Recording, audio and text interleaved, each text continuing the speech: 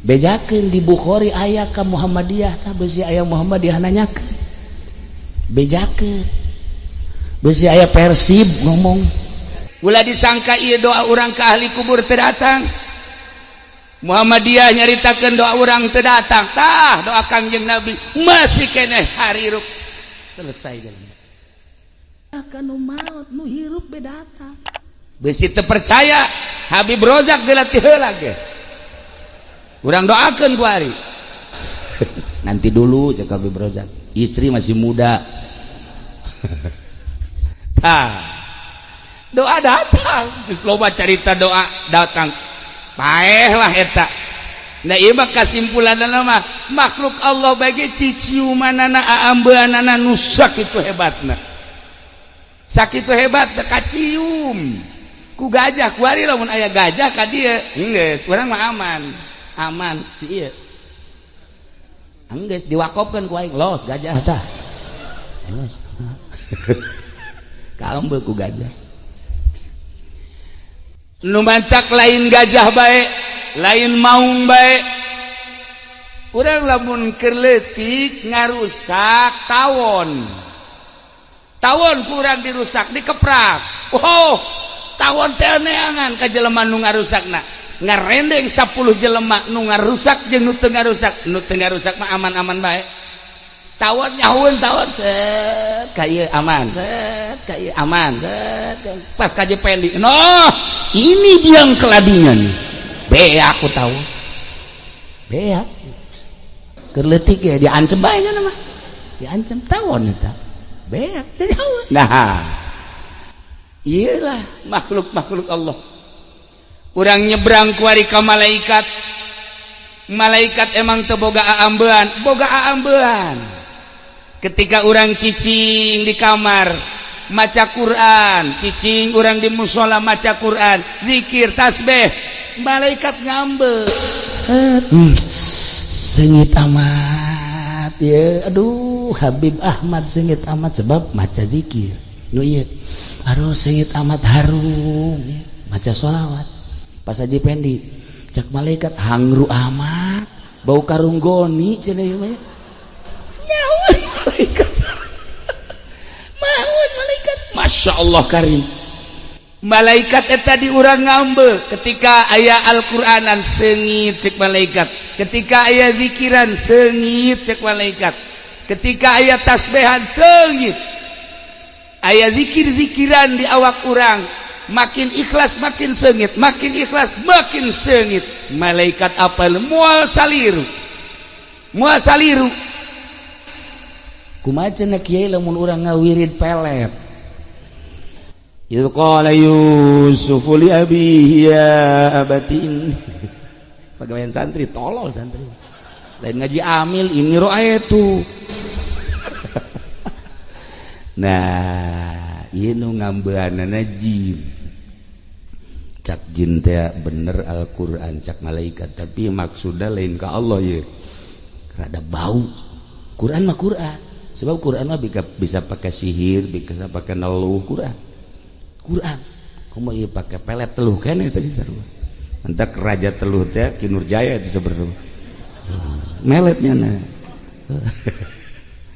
kaambe ku malaikat Quran mah Quran sakeun maksudna lain ka Allah rada hangru indit malaikat nah jin ini makanan gua cek jinnya tah lamun bangsa pelet-pelet nu datang ngejin jin mantap diputerkeun kamana maksudna cek jin ieu kamana maksudna ieu didengekeun oh Allahumma layyin qalba sarwiti sarwiti cak jin da sarwiti tangan sarwiti tiup ceulina hudang teh oh Pendi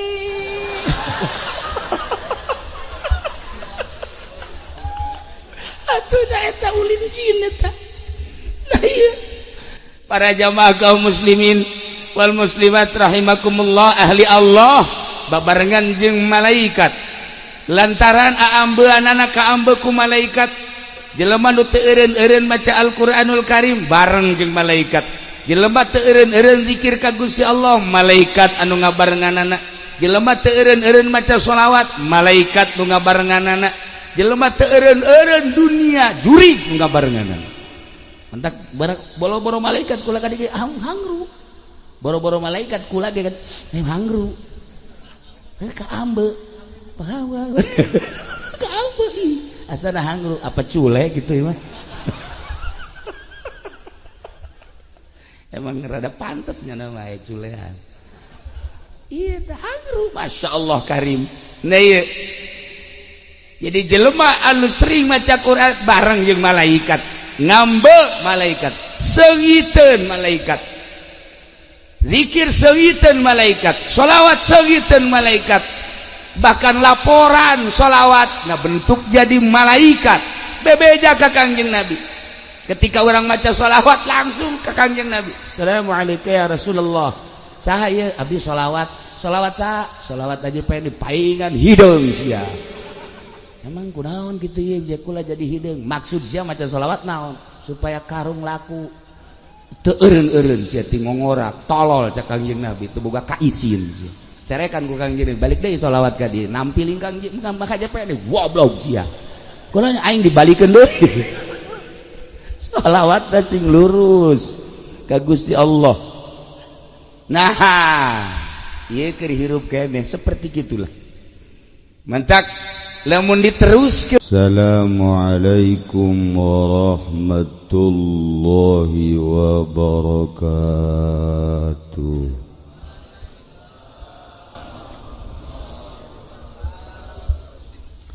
Alhamdulillah wassalatu wassalamu ala Rasulillah Muhammad ibn Abdillah wa ala alihi wa sahbihi wa mawala amma ba'du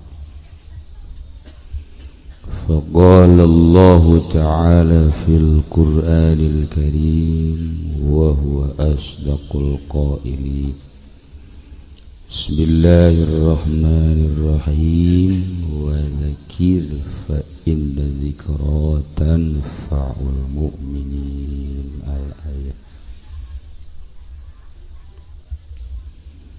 langkung tipayun urang sami-sami nyanggakeun puja sineurang puji ka Gusti Allah anu maha suci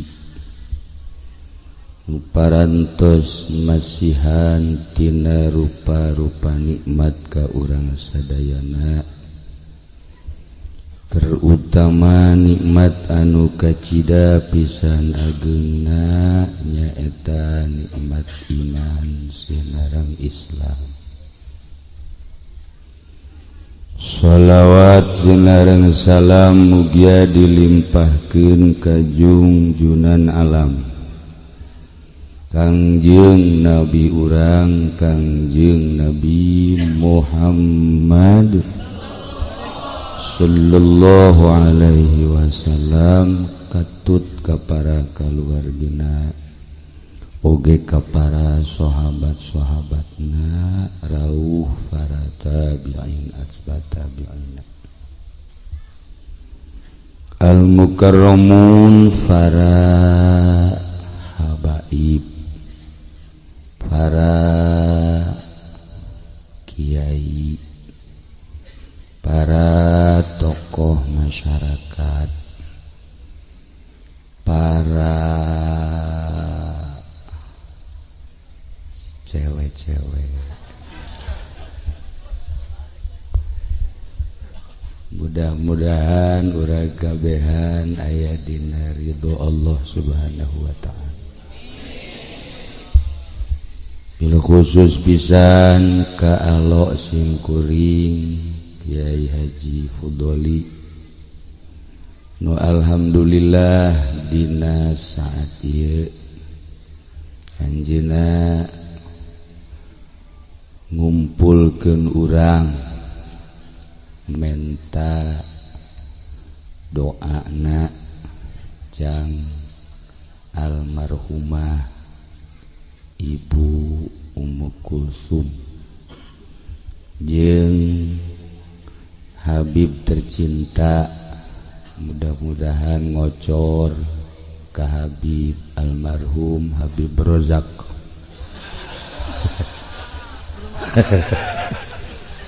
Anggap almarhum.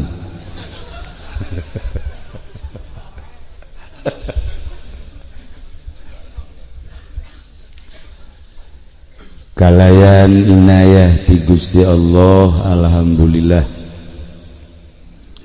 teu disangka-sangka bakal loba makhluk di dieu. Kula menganggaplah bangsa 10 20 lobana 100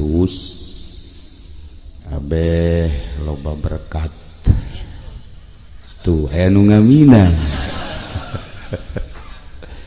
Tapi ternyata ketingali di dieu sanajan lain jelema kabeh loba ieu anu kadeuleuna mah meureun marake kopiah ieu jeung marake tiung atuh ngaranna mah sagala muhsin soleh mukmin padahal jerona mah buah bayawak buat teuing atuh komo ieu mah geus maklum tah mata.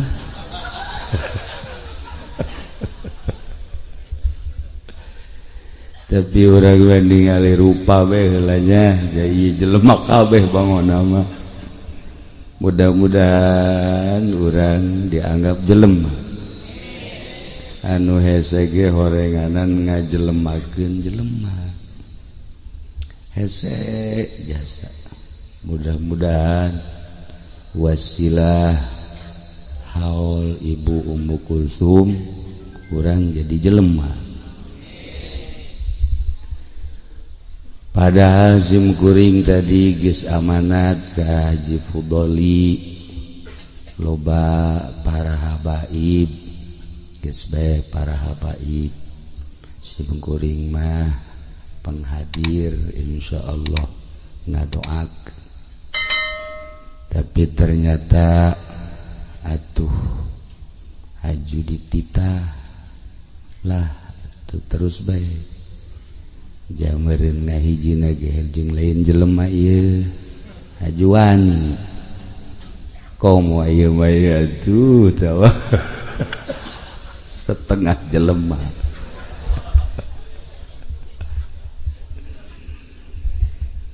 Lamun urang nyaritakeun maut kadang-kadang muringis sieun, tapi lamun urang neuleuh jelema kuari maut eta ngan akan sakadar hiburan kadeuleuh sebab bangun teu sarieun jaka paeh. Maksudnya dirimpak doang ya. Ai di pasar Kemis mah di pondok tahu geus leuwih parah. Lebih parah.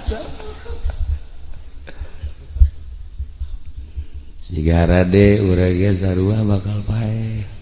Malah tadi geus disebut hirup ge geus di almarhum Habib Rozak almarhum.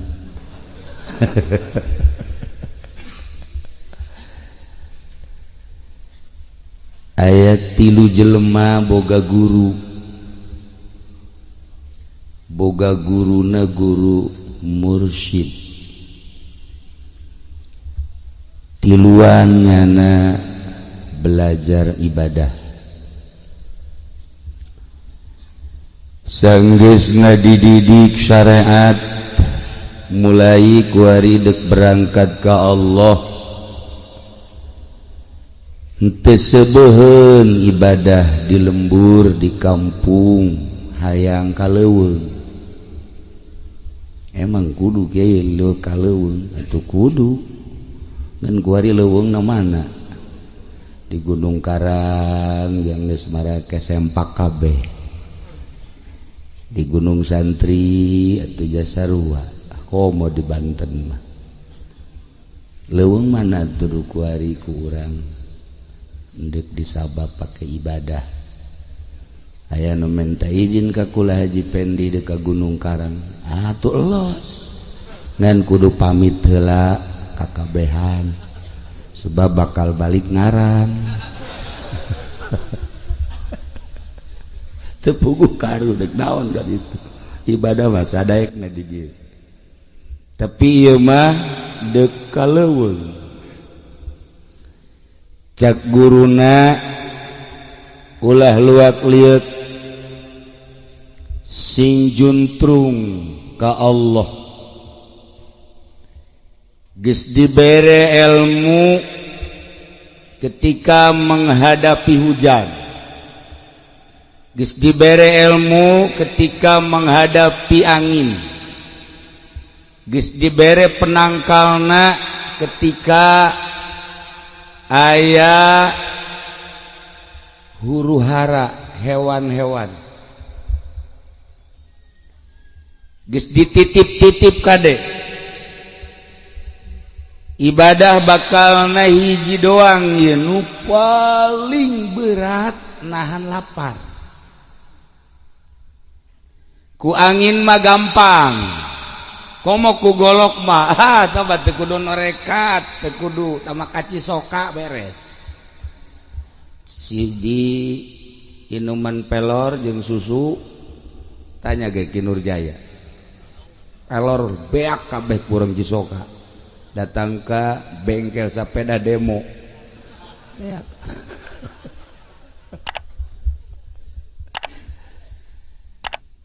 tapi nu paling berat lapar cak guruna sanajan lapar sapoe dua poe tilu poe saminggu tahan insyaallah moal kukumah akhirnya berangkat nu tiluan ka gunung kaleuweung ibadah di leuweung mantep sorangan bae mantap kan di leuweung mah eueuh TV eueuh internet teu pernah WA di leuweung pada di lempur bawa aduh deuk HS WA mantes HS SMS mending ora kene aki-aki ieu kan buang kawarah kajen bloonage belah ditun bloon teman masih 3 kilo ti bloon nah, tenang jadi nu endek ibadah ke Allah mah neangan nu tenang sepi mentek pondok pesantren salaf mah neangan tempat nu sepi ai pondok pesantren modern mah neangan nu rame sebab tujuanna beda pondok pesantren salafiyah mah ka Allah neangan nu sepi pondok pesantren modern mah ka makhluk neangan nu rame beda ieu mah ibadah geus di leuweung sapoe bebekalan aya keneh 2 poe masih seminggu masih geus barang geus aya 2 mingguna geus eueuh amunisi mulai lapar poe selanjutnya tambah lapar selanjutnya tambah lapar geus eueuh soraan zikir geus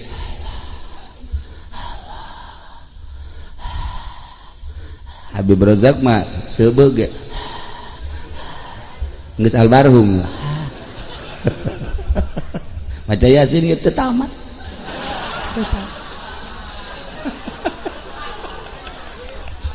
geus teu kuat sakitu ge susu aya kopi aya jeruk geus sabaraha meureun bahkan di kantongna ge cau aya Yasin teu tamat buang kawarah hai endek atuh maca Yasin pan cenah kiai tadi ngobrol bae bangun teu ngadengekeun didengikeun adoraka aing mah ngadoraka jeung ngadengekeun Yasin kos kitu mah cek Habib jin teupan Nah iya barang selanjutnya nyana musyawarah. Iya orang lapar kumaha. Ingat cek guru, ketika orang lapar tahan ulah aya kumaha jol bae aya anak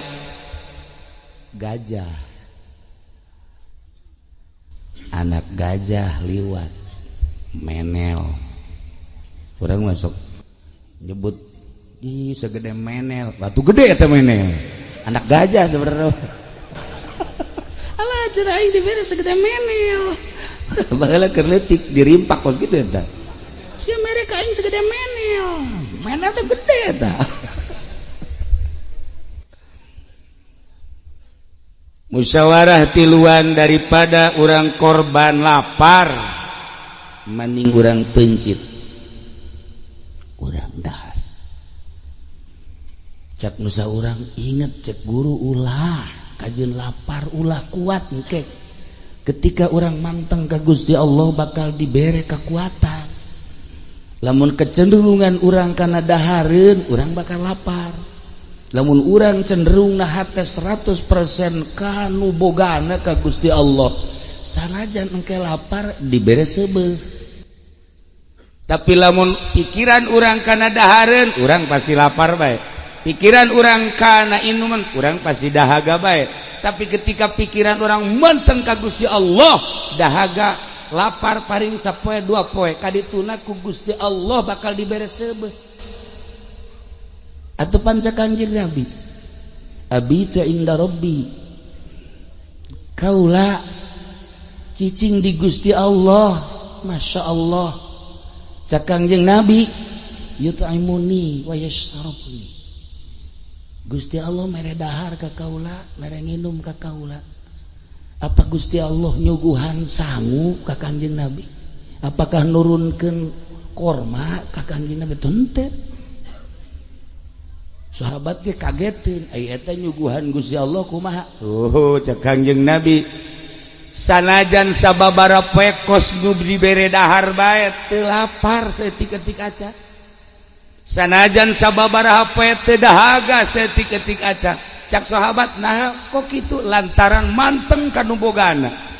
Sanajan sababaraha poe moal lapar, moal dahaga.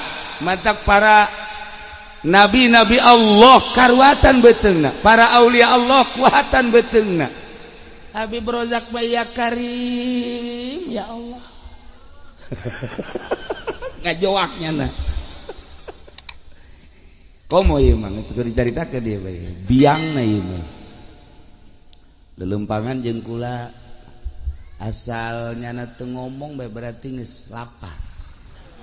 Asal geus ditanya cicing bae, naon cicing bae? Wah, ieu asana kudu digotong ibu budak. Lapar. Konsep deka Allah mantengkeun bakal dibere seubeuh. Lamun pikiran urang kana dahareun lapar bae. Lamun pikiran urang kana inumun lapar bae, dahaga bae. Ketika manteng ka Allah, moal jeung teu aya. Teu aya. Kok mau saya tikmat hayang mun loba boleh dijual. Nah musyawarahnya na cek lusa urang ulah mantengkeun ka Gusti Allah. Cek lusa urang coba maning urang pencit bae lah. Cek lusa urang deui geus urang pencit bae urang dahar daripada urang kalaparan.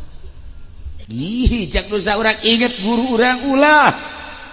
Nusa urang mempertahankan ulah, nusa urang mah tetap nuduaan pencit. Guys, maneh mah rek ngadahar rek henteu pokona mah kami mah duaan dipencit bae mah. Akhirna anak gajah dipencit. Aju digara didahar. Alhamdulillah seger. Begitu pentingna zikir anu ngadahar anak gajah mah kuat, maca Quran kuat, zikir kuat. Anu lapar mangan gitu.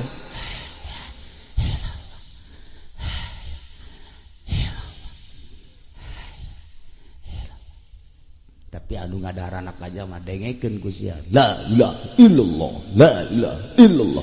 Maca Yasin ge tamat. Lantaran sebebeteungna. Ha. Eta jadi ngahina teh cak aing ge dahar bae.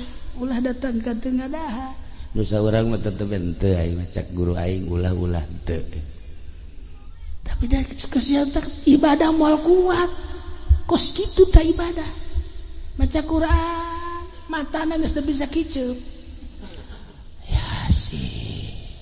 Wal Qur'anil Hakim. Innaka laminal mursalin.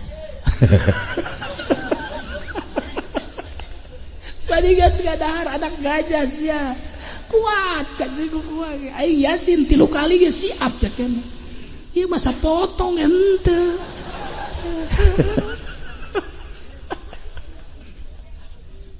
Masya Allah. Datang dari ka isuk, datang ka 2 peti gagah. Mejeuna keur sare istirahat. Jang engke peuting sekitar 2:30 qiyamul lail. Keur mejeuna ngedeng jol aya indung gajah. Kukurubusan indung gajah, neangan anak gajah, nyana sare ngabaris tiluan, silih toel, aya gajah, ih cak dosa urang atuh aing mah teu boga salah, tenang bae sanajan gajah ge, emang nyahoeun nya, ih atuh coba bae, cak dosa urang, ieu urang kumaha? Atuh mal kumaha aja moal nyahueun ieu sapira gajah. Bebe jadi kan usaha urang. Ieu kumaha Bang? Ji atuh aing mah ngadahar henteu. Mulai tenang tanyana teh. Nu teu ngadahar mah. Ieu atuh aing mah tenang, boga salah henteu naon henteu cenah. Keur wejena silih toel, gajah datang ka dinya. Mimiti nyiuman. Ka anu teu ngadahar anak gajah teh. Timimiti jempol sukuna tulalena geus dikitu-kitukeun bae dicium datang terus ka dengkulna datang ka pingpingna datang ka bujak terus datang ka sirana balik deui ka suku tangga salamet mulai kanu kadua ku hari dicium di mata dicium deui beuteungna dicium cicing bae teh loba beuteung cium. Wah, tulalena langsung dipasang, diangkat ka luhur, dibandingkeun ka handap. Wah, tulalena dipasang deui, angkat ka luhur, bandingkeun deui. Cak anu katilu, aing nasibna kumaha ieu? Cak atuh, moal ting moal aing mah. Paeh nu kadua. Tinggal bagian katilu. Geus aing maca hendak maca Quran bae ka Gusti Allah. A'udzubillahi minasyaitonir rajim. Bismillahirrahmanirrahim. Yasin. Al-Qur'an. Yasin gane. Asa nu mal tamat Yasin. Mulai gajah ka dinya deui. Ciuman. Henteu kungsi datang ka luhur, datang ka beuteungna doang. Dikucek-kucek beuteungna langsung ditincak ku gajah. Blak! Betus. Terus digulang gaper ku gajah. Paeh dua-dua. Selesai geus ajur gajah indih.